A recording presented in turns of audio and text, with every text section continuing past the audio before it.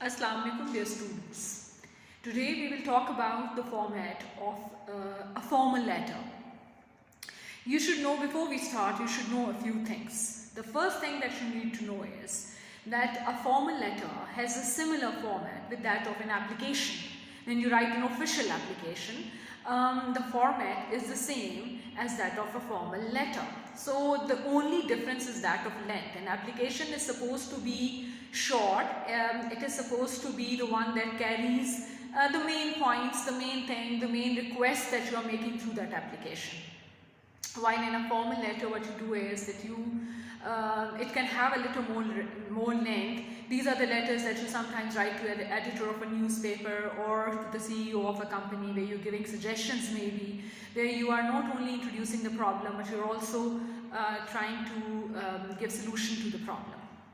So what you do is that when you write a letter, formal letter, it has a certain format that you follow. Now, before we talk about the format, you should know that in your lesson choice of career, this format is given in your own book. There is a format, there is a template of a formal letter that is given. You can see from there too. We will do the same format but with a slight change. We'll talk about the subject also, where and how to write subject. So let's start with the format of a letter. The first thing that you write, the first thing that you keep in mind is that all the salutations and everything will be here at the left. You will have everything at the left of your paper or your notebook, whatever.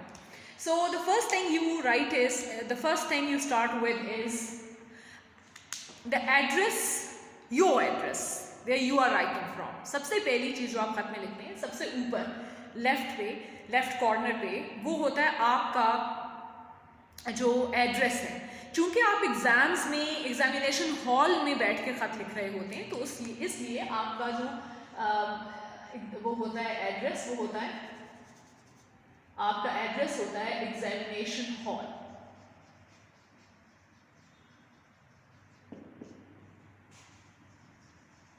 ठीक है, आपको notice करना चाहिए कि मैंने E capital लिखा है जबकि हॉल का एज स्मॉल है. आप चाहें तो हॉल का एज कैपिटल भी रख सकते हैं. By examination hall what you mean is your address, where you are writing from, ताकि जब अगला बंदा जिसको आपने खत लिखा है, जब आपको जवाब दे, तो वो इस पते पर आपको जवाब भेजे. Examination hall without a comma. उसके बाद आप यहाँ पर अपना सिटी लिखते हैं कि which city are you writing from. Now if you see this examination hall and the city, they are examination hall में हमने क्या किया, हमने आपका जो एक्चुअल एड्रेस था उसको सेव कर लिया, या आप ये कहें कि उसको हमने छुपा लिया, और आपका हमने कौन सा एड्रेस दिया, एग्जामिनेशन हॉल. क्योंकि जो आपके एग्ज़ाम्स होते हैं, जो आपके बोर्ड के एग्जाम्स होते हैं, उनमें you are not suppose to show your real address. आप अपना एक्चुअल एड्रेस इसमें शो नहीं कर सकते. तो जब आप एक्चुअल एड्रेस शो नहीं कर सकते, तो आपको फेक करना पड़ता है एग्जामिनेशन हॉल और फिर सिटी ABC. अच्छा, ये याद रखें कि सिटी ABC जो हमने लिखा है इसके अंदर, वो ABC, कोई कॉमर्स नहीं है, कोई फुल स्टॉप्स नहीं, कोई स्पेसेस नहीं है एज सच. तो ये इसलिए भी होता है कि आप ये जहन में रखें कि ABC जो है, और सिटी का C कैपिटल है, और ABC. अच्छा, एक बात और कि अब आपने इस ABC को अपने सिटी के तौर पर ले लिया है. अब आप जहाँ भी अपने सिटी का जिक्र करेंगे ABC ही लिखेंगे, और आप ये ABC किसी और चीज़ के लिए यूज़ नहीं कर सकते. फॉर एग्जाम्पल योर नेम और समबडी एल्सेस नेम, आप उसको यूज़ नहीं कर सकते. आप सिर्फ सिटी ABC को अपने सिटी के नाम के तौर पर यूज़ करेंगे. अच्छा जी, जो अगली चीज़ है जो आपने लिखनी है, वो आपके पास क्या है, इसी के नीचे कुछ लोग यहाँ पर स्पेस देते हैं, कुछ लोग स्पेस नहीं देते. आपके पास दोनों चॉइसेस हैं. आप चाहें तो स्पेस दें, आप चाहें तो स्पेस ना दें, और बगैर स्पेस दिए यहाँ पर डेट लिखें. अच्छा, डेट लिखने के दो तरीके हैं. There are 2 ways you can write a date. इनमें से कोई एक तरीके से आपने डेट लिखनी है, और डेट का वर्ड साथ लिखना ज़रूरी नहीं है. आप सिर्फ लिख सकते हैं, जैसे आज है जनवरी 12, 2021. ठीक है, आप इस तरह भी डेट लिख सकते हैं. आप 12 को पहले लिख के 12 जनवरी, आप चाहे तो जनवरी पूरा लिखें, आप चाहे तो जनवरी हाफ लिखें, और फुल स्टॉप लगा दें. 2021। इनमें से किसी एक तरीके से आपने डेट लिखनी है और उसके बाद ये आपका फर्स्ट जो पार्ट है वो कंप्लीट हो गया। अब आपने यहाँ स्पेस लेनी है। जितनी जगह मैं डॉटेड लाइन लगाऊंगी इसका मतलब होगा कि आपने एक लाइन छोड़नी है, क्योंकि आपका जो पेज है वो लाइन्ड पेज है, तो आपने एक लाइन छोड़ देनी है। और उसके बाद अब आपने यहाँ पर उस बंदे का एड्रेस लिखना है जिसको आप फॉर्मल लेटर लिख रहे हैं। फॉर एग्जाम्पल जिसको आप एड्रेस कर रहे हैं, अगर वो बंदा let's say he is chairman वॉपडा, जिसको आप एक फॉर्मल लेटर लिख रहे हैं, तो आप कैसे लिखेंगे? और आप इसलिए लिख रहे हैं फॉर्मल लेटर उसको चेयरमैन वॉपडा को कि या आप कह लें आप चेयरमैन सीडीए को लिख रहे हैं। आप चेयरमैन सीडीए को इस बात का ख़त लिख रहे हैं कि आपके जो इलाका है, आपका जो प्लेस है, आपका जो सेक्टर है या जो आपकी स्ट्रीट है, उसमें there are increasing number of thefts going on, या आप कह सकते हैं इसी तरह जैसे सफाई नहीं हो रही प्रॉपर, या आप कह सकते हैं कि सफाई प्रॉपर नहीं हो रही, वहाँ पर कोई स्वीपर सीधे के नहीं आ रहे। अच्छा, इसी तरह आप अगर फ़र्ज़ करें कि आप डिप्टी कमिश्नर इस्लामाबाद को ख़त लिख रहे हैं इसलिए कि आपके इलाके में, आपके महल्ले में बहुत ज़्यादा चोरियाँ हो रही हैं और सिक्योरिटी का इशू बन गया है, तो आप उनको इंटीमेट करना चाहते हैं, तो आप क्या करेंगे? सबसे पहले यहाँ पर अच्छा, अगर तो चेयरमैन को लिख रहे हैं तो the chairman, C capital, the chairman, ठीक है। अच्छा, ये याद रखें कि हमने कहीं कोई पंक्चुएशन यूज़ नहीं की, हमने कॉमर्स नहीं लगाए, हमने फुल स्टॉप्स नहीं लगाए, हमने कोई ऐसा काम नहीं किया। द चेयरमैन अगर वॉपडा है तो आप यहाँ कंपनी का नाम, जो भी कंपनी है, ऑफिस है, इंस्टीट्यूशन है, आप उसका नाम लिखें। और यहाँ पर आपने लिखना है सिटी ABC, ठीक है। तो इस तरह से आपने, ये आपका वो शख्स है जिसको आप खत लिख रहे थे, ये उसका एड्रेस है। तो जब आपने उस बंदे का एड्रेस भी लिख दिया जिसको आपने खत लिखा है, तो फिर आपके पास क्या हो गई बात? अपना एड्रेस आ गया, डेट आ गई, एक लाइन छोड़ दी, उस बंदे का नाम और एड्रेस लिख दिया जिसको आप खत लिख रहे हैं, और दोबारा से यहाँ पर एक लाइन। अब यहाँ आपने कहीं रिवील नहीं किया कि आप एक्चुअली किस सिटी से बात कर रहे हैं, इस्लामाबाद से, पिंडी से, लाहौर से, आपने कुछ नहीं लिखा। और आपने नहीं लिखना, एक्चुअल सिटी का नाम नहीं लिखना, चाहे वो गलत हो। अगर if you are appearing from Islamabad and you write Lahore, आपने ये भी नहीं करना, आपने सिटी ABC ही लिखना है। अब यहाँ पर आपने सबसे पहले लिखना है सब्जेक्ट। अच्छा, this subject is a very important part of a formal letter और any formal communication, any formal जो आपकी ख़त किताब कॉरेस्पॉन्डेंस होती है, उसमें ये सब्जेक्ट बड़ा इंपॉर्टेंट होता है, क्योंकि सब्जेक्ट ऐसे ही है जैसे किसी चीज़ का टाइटल, जैसे किसी चीज़ की टॉपिक, जैसे आपका ऐसे होता है तो उसके ऊपर एक टाइटल दिया हुआ होता है। तो जब आप सब्जेक्ट लिखेंगे तो सब्जेक्ट में आपने ये ध्यान रखना है कि सब्जेक्ट जो है वो किस तरह लिखा जाएगा, या सब्जेक्ट क्या होता है कि आप सब्जेक्ट को जब लिखते हैं तो कैसे लिखते हैं। सबसे पहले S कैपिटल होगा, और जब S कैपिटल होता है तो फिर उसके साथ ही सब्जेक्ट लिख के और आगे आपने कोलन लगा देना है। कोलन के बाद आपने यहाँ पर सब्जेक्ट लिखना है, जैसे for example unannounced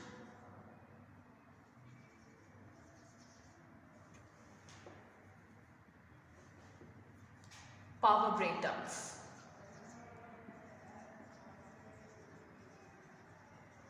in city ABC. Now this is your subject. क्या सब्जेक्ट था आपका? अच्छा, ये चूंकि स्पेस कम है यहाँ पर, आपको जो विजिबल स्पेस है, तो मैंने इसको तोड़ के लिखा है, यानी 2 लाइंस में लिखा है। अगर आपके पास स्पेस होगी तो आप इसको कंटिन्यू करेंगे आगे, एक ही लाइन में। कोशिश की जाती है कि सब्जेक्ट को शॉर्टेस्ट वे में, शॉर्टेस्ट फॉर्म में एक ही लाइन में लिखा जाए। तो आप एक ही लाइन में लिखेंगे अनअनाउंस्ड पावर ब्रेकडाउन इन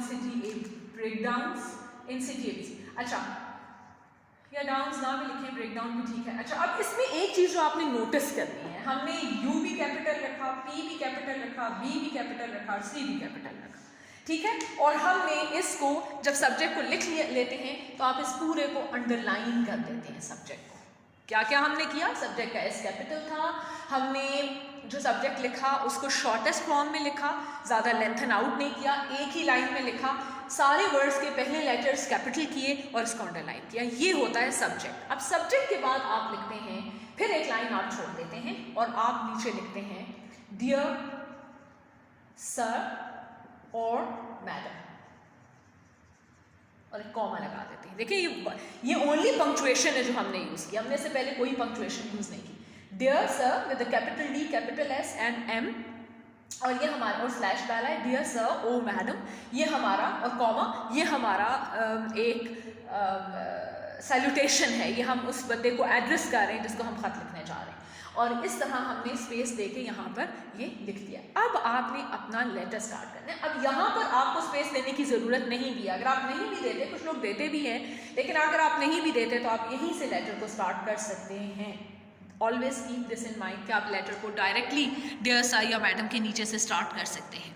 अच्छा, अब जब आपने लेटर को डायरेक्टली स्टार्ट करना है तो आपने क्या करना है, ज़रूरत नहीं है इस बात की कि आप इंडेंट करें लाइन को या यहाँ से शुरू करें, आप इसको यहीं से शुरू कर दें, ठीक है। आप इसको स्टार्ट से स्टार्ट करें, फॉर्मल लेटर लिखें। ये जो सारा पार्ट होता है जहाँ पर आप खत लिखते हैं, this is called the body of the letter. जिस तरह हमने बॉडी ऑफ द एसे किया है, इसी तरह बॉडी ऑफ द लेटर भी होता है। तो बॉडी ऑफ द लेटर में आप क्या लिखते हैं? अच्छा, बॉडी ऑफ द लेटर में आप क्या चीज़ें लिखेंगे? बॉडी ऑफ द लेटर में आप जो आपका मेन कॉन्टेंट है उस पर जाएंगे। अगर आप पावर ब्रेकडाउन के बारे में लिख रहे हैं, अच्छा तरीका ये होता है कि फर्स्ट आप पैराग्राफ फॉर्मेशन करें। फर्स्ट पैराग्राफ में आप प्रॉब्लम को स्टेट करें, आपका प्रॉब्लम है क्या, और सेकंड पैराग्राफ में अब आप क्या चाहते हैं from, I mean if that is the problem, what do you want the person जिसको आप खत लिख रहे हैं, what do you want him to do, वो क्या करें।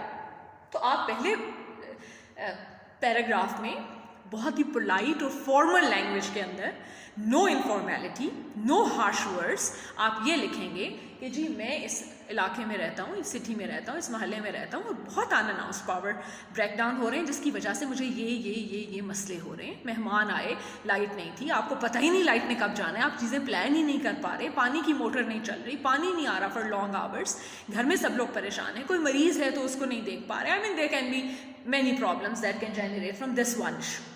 सेकेंड पैराग्राफ में आप, अच्छा अब मैं आपको बता दूं, फर्स्ट पैराग्राफ आपने डायरेक्टली यहाँ से शुरू किया था, जब ये वाला पैराग्राफ खत्म हो, यहाँ से नहीं किया, यहाँ से आपने पैराग्राफ स्टार्ट किया। जब ये पैराग्राफ खत्म होगा तो आप एक लाइन छोड़ेंगे और अगला पैराग्राफ इसी के नीचे से, इसी लाइन से आप नेक्स्ट पैराग्राफ स्टार्ट करेंगे। नेक्स्ट पैराग्राफ में अब आप वो बात करेंगे जिसके लिए आपने खत लिखा है, और वो बात ये है कि ये प्रॉब्लम्स जो हो रहे हैं आपको, इन प्रॉब्लम्स को आप चाहते हैं कि किसी तरह सोल्व किया जाए। इन प्रॉब्लम्स को किसी ना किसी तरह सॉल्व किया जाए। प्रॉब्लम को सॉल्व कैसे करना है, अगर आपके पास कोई सजेशंस हैं या अगर आप कोई रिक्वेस्ट करना चाहते हैं तो वो सेकंड पैराग्राफ में आप करेंगे। आप ये कहेंगे कि जी प्लीज़ हमें एक शेड्यूल दिया जाए of power breakdown so that we can arrange our lifestyle according to that, और फिर हमें ताकि हमें अचानक वाले जो मसले हैं वो ना हो। और दूसरा ये कि एक सेट आवर्स के लिए लाइट जाए, इससे ज़्यादा ना जाए, जितना हमारे लिए चीज़ों को मैनेज करना आसान है, अनमैनेजेबल ना हो जाए। ये दोनों पैराग्राफ्स लिखने के बाद, इन दोनों पैराग्राफ्स को लिखने के बाद आपने क्या करना है, इन दोनों पैराग्राफ, अब मैं ज़रा दोबारा से यहाँ से शुरू करती हूँ so that it is more visible to you. जब आपने नेक्स्ट पैराग्राफ आपने लिखना है तो आपने क्या करना है, आपने एक पैराग्राफ यहाँ से स्टार्ट किया, ख़त्म किया, एक लाइन छोड़ी, एक लाइन की स्पेस दी, दूसरा पैराग्राफ यहाँ से स्टार्ट किया, लिखा। अब आपका ये था आपका दूसरा पैराग्राफ जो यहाँ पर ख़त्म।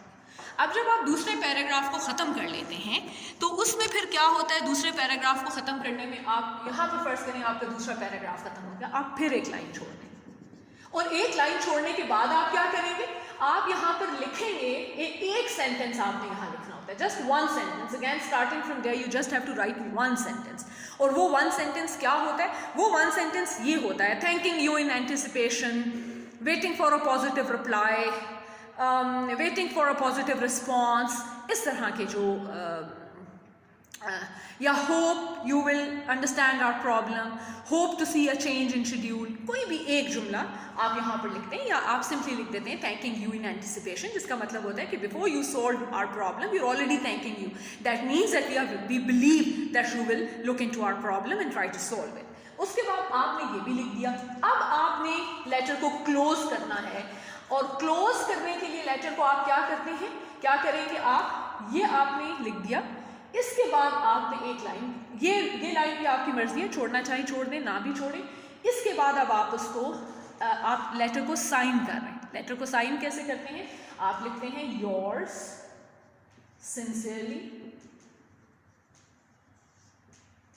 योर्स देखिए capital U, capital S, capital U, no sorry यहाँ पे स्मॉल एस है, not capital. Yours sincerely, yours का वाई कैपिटल है, लेकिन एक बात अच्छी तरह समझ लें कि योर्स में अपॉस्ट्रोफी नहीं होता और आपने यहाँ अपॉस्ट्रोफी नहीं डालना। और फिर उसके बाद सिंसियरली, और यहाँ पर फिर आप यहाँ लिखेंगे साइन या सिग्नेचर्स फुल स्टॉप, और यहाँ लिखेंगे नेम बी, या आप XYZ कर दें, हमें उसकी आदत होती है XYZ। Now you have signed your letter. आपने क्या किया? आपने लिखा योर्स सिंसियरली।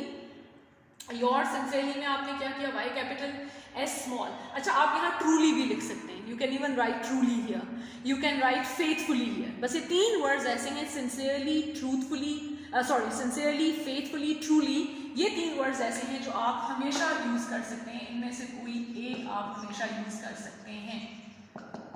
ओबीडियंटली, ये वो इस मसले में पढ़ना कि मुझे यहाँ क्या वर्ड यूज करना पड़े, उससे बहुत अच्छा है कि आप इन तीनों में से कोई एक वर्ड यूज करें। योर्स सिंसियरली, स्मॉल टी होगा, स्मॉल एफ होगा, स्मॉल एस होगा। फिर यहाँ लिखे साइन।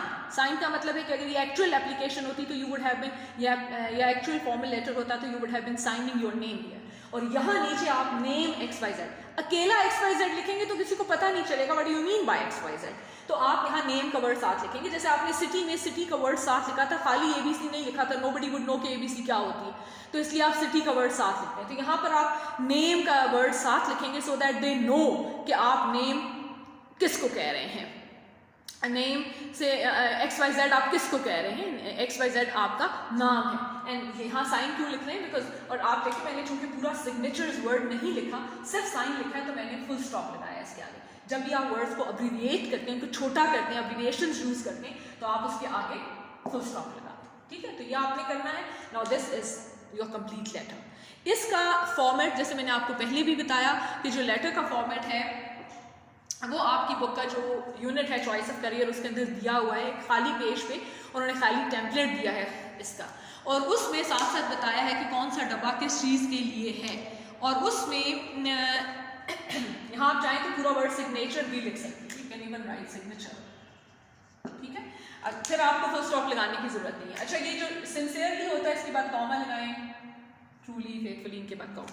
अगर आप देखें तो हमने पूरे खत में सिर्फ 2 जगह पंक्चुएशन यूज की है। एक जब आपने डियर सर और मैडम लिखा था वहां पर कॉमा लगाया था उसके बाद, और एक जब योर्स सिंसियरली लिखा था उसके बाद कॉमा लगाया। That's it. अदरवाइज आपको कहीं किसी पंक्चुएशन की जरूरत नहीं है। अच्छा, ये आपकी फर्स्ट ईयर की बुक में चॉइस ऑफ करियर की जो यूनिट है उसके पेज नंबर 73 है इन माय बुक। आप भी अपनी बुक्स में देख लीजिएगा कि क्या हो, और उसके मुताबिक ही आप लेटर को फॉर्मेट करें। अब जो लेटर की बॉडी है, देखिए ये लेटर टू लेटर डिफर करती है, मैं आपको अभी नहीं बता सकती। I can not tell you कि आपको लेटर की बॉडी में क्या लिखना है, क्योंकि लेटर की body letter to letter different होगी। सारे लेटर्स की जो बॉडी है वो एक नहीं हो सकती, लेकिन आपकी हेल्प के लिए मैंने बताया कि आप पहले मेक एटलीस्ट 2 पैराग्राफ्स। पहले पैराग्राफ में अपनी प्रॉब्लम को स्टेट करें, और नेक्स्ट पैराग्राफ में if you have any solution, any request, any suggestion, anything, then write it there, what the thing that you want that person to do, जिसको आप खत लिख रहे हैं। और फिर सबसे नीचे एक लाइन में शुक्रिया कह दें, अपनी होप्स का इजहार कर दें, एनीथिंग। तो इस तरह this is how you write a formal letter. And I told you, इसी तरह आप फॉर्मल एप्लीकेशन भी लिखते हैं। ये जो एप्लीकेशन आप लीव के लिए लिखते हैं to the principal of the college, ये भी फॉर्मल एप्लीकेशन होती है। So you should try to write this application like in this format also. That was all for today. Thank you very much.